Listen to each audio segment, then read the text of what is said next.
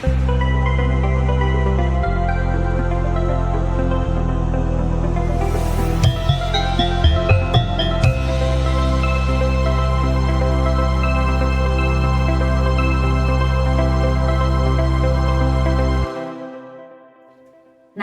Buddhaya.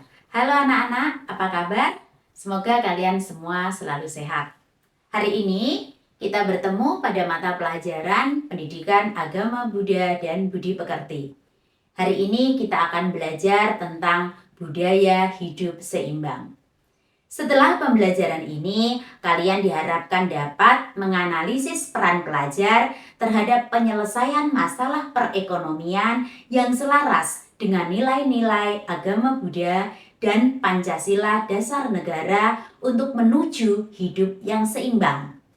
Apakah kalian sudah siap untuk belajar? Mari kita mulai.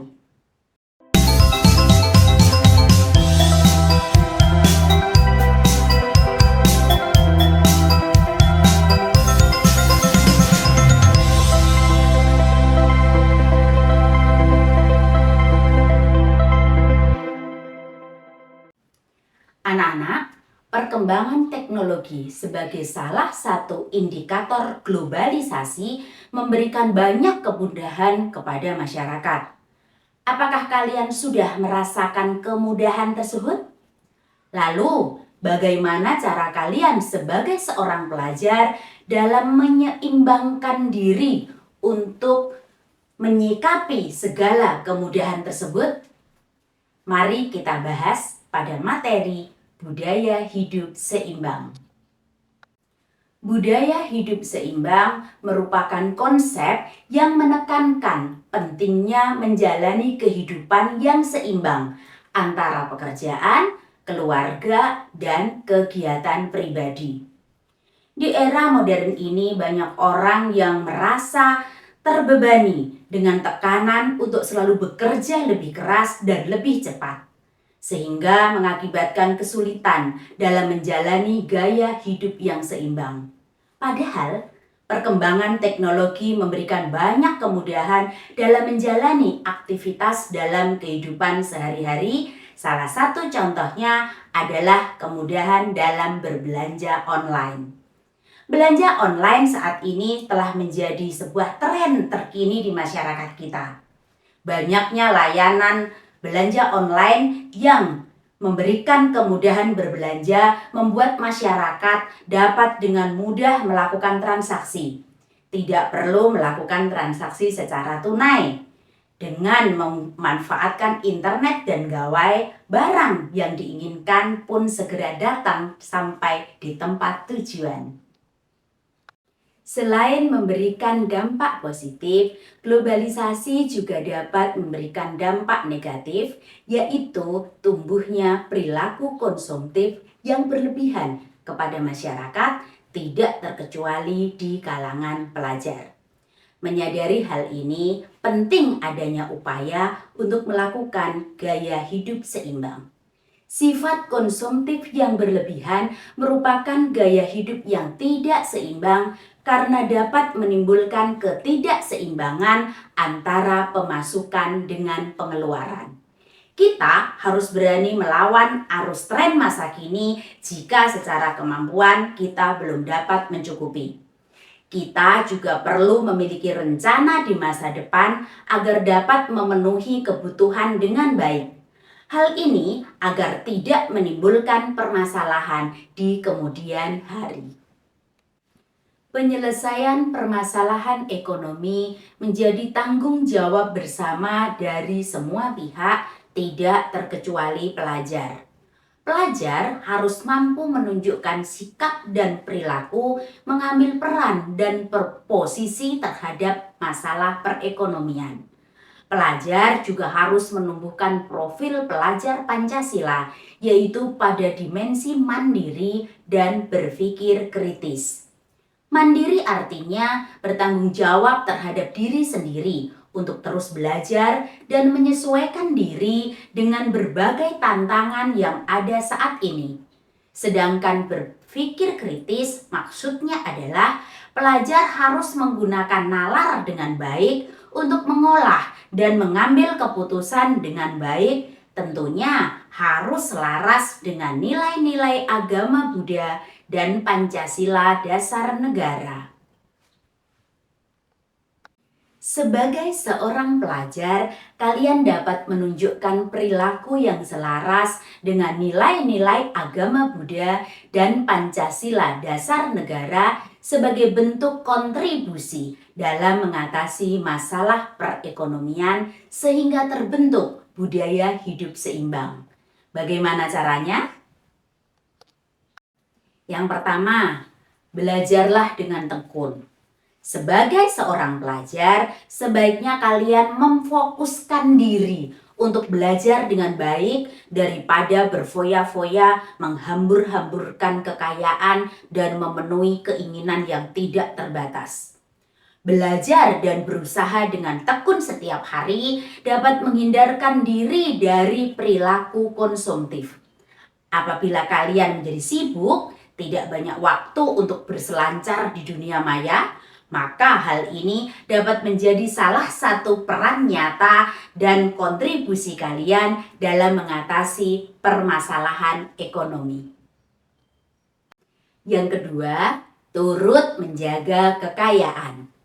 Meskipun masih berperan sebagai seorang pelajar, kalian perlu untuk belajar menjaga dan melindungi kekayaan kedua orang tua kalian. Caranya ialah dengan tidak boros meskipun hidup berkecukupan, tidak menghambur-hamburkan uang untuk hal-hal yang tidak penting, dan menggiatkan budaya menabung. Yang ketiga, menjalin persahabatan yang baik. Persahabatan yang baik dapat membawa manfaat yang luar biasa bagi perkembangan kita baik secara fisik maupun batin. Sahabat yang baik adalah sahabat yang selalu ada dalam setiap kondisi, baik saat kita senang maupun susah. Sahabat yang baik dapat membawa kita kepada kemajuan, bukan kemunduran, dan tidak membawa kita kepada pemborosan. Jika kalian menemukan sahabat baik seperti itu, jalinlah persahabatan dengan baik. Yang keempat, belajar mengelola keuangan. Memiliki keseimbangan dalam pemasukan dan pengeluaran merupakan cara untuk mencegah timbulnya masalah ekonomi. Seseorang yang mampu mengelola keuangan dengan baik akan memikirkan dengan cermat setiap biaya yang akan dikeluarkannya. Dia tidak akan mengeluarkan biaya melebihi pemasukannya supaya tidak menimbulkan hutang. Misalnya, jika kalian sebagai seorang pelajar diberi uang jajan oleh orang tua kalian, kalian harus mampu mengelola uang itu agar tidak habis, tidak boros, dan masih bisa menabung. Yang kelima, aktif melakukan kegiatan positif. Sebagai seorang pelajar Buddhis, kalian dapat melakukan kegiatan-kegiatan positif. Misalnya, aktif dalam kegiatan di wihara, berperan aktif dalam organisasi muda-mudi di wihara. Kemudian kalian juga bisa berolahraga, belajar kelompok, bermain seni peran, drama, dan sebagainya. Dengan demikian, kalian dapat menghindari kesibukan yang mengarah pada budaya hidup konsumtif. Yang keenam, berperilaku baik. Dengan berperilaku baik, sebagai seorang Buddhis, kita melaksanakan Pancasila Buddhis dalam kehidupan sehari-hari, mematuhi hukum dan norma-norma yang berlaku di masyarakat, maka tidak akan ada lagi kejahatan sebagai akibat dari permasalahan ekonomi, misalnya pencurian, perampokan, perjudian, dan lain-lain. Yang ketujuh, sikap murah hati dan suka menolong. Sebagai seorang pelajar, sikap murah hati dan suka menolong dapat dilakukan dengan cara menyisihkan uang jajan kalian untuk kegiatan kemanusiaan. Jika sikap seperti ini sering dilakukan, hal ini akan menjadi sebuah kebiasaan yang baik hingga dewasa nanti.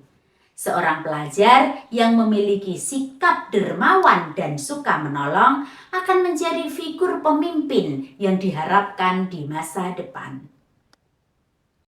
Yang kedelapan, belajar menjadi bijaksana.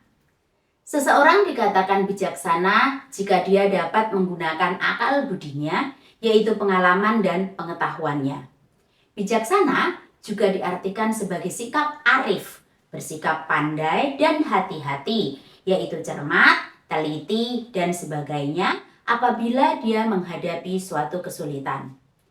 Seorang pelajar yang memiliki kebijaksanaan akan dapat mengendalikan emosi dalam menghadapi setiap permasalahan, sehingga ia mampu membedakan mana yang harus diprioritaskan dan mana yang tidak.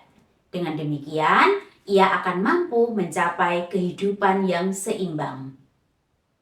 Jadi, dapat disimpulkan bahwa budaya hidup seimbang adalah kondisi di mana berbagai elemen atau faktor dalam kehidupan seseorang seimbang dan berada dalam harmoni. Hal itu mencakup keseimbangan antara pekerjaan kita sebagai pelajar dan kehidupan pribadi, antara tanggung jawab kita sebagai seorang anak dan juga sebagai seorang pelajar, serta kegiatan fisik dan mental. Ketika seseorang mencapai keseimbangan ini, mereka cenderung merasa lebih puas dan bahagia. Jika manusia menjaga keseimbangan hidup dengan tepat, maka dapat mencapai tujuan dan menjalani kehidupan yang lebih bermakna. Pada intinya, keseimbangan adalah konsep penting dalam mencapai keberhasilan dan kesejahteraan dalam berbagai aspek kehidupan. Nah, anak-anak, apakah kalian sudah bisa memahami materi budaya hidup seimbang tadi? Silakan buat rencana tindakan nyata apa yang akan kalian lakukan setelah pembelajaran ini yang ada kaitannya dengan permasalahan ekonomi dan budaya hidup seimbang. Kalian bisa menggali informasi lain mengenai materi budaya hidup seimbang dari sumber lain atau referensi lain untuk lebih memahaminya. Setelah itu, silakan kerjakan aktivitas dan penilaian. Jika sudah selesai, silakan lanjutkan membaca dan menonton video berikutnya. Terima kasih anak-anak. Sampai jumpa pada pertemuan berikutnya. Namo Buddhaya.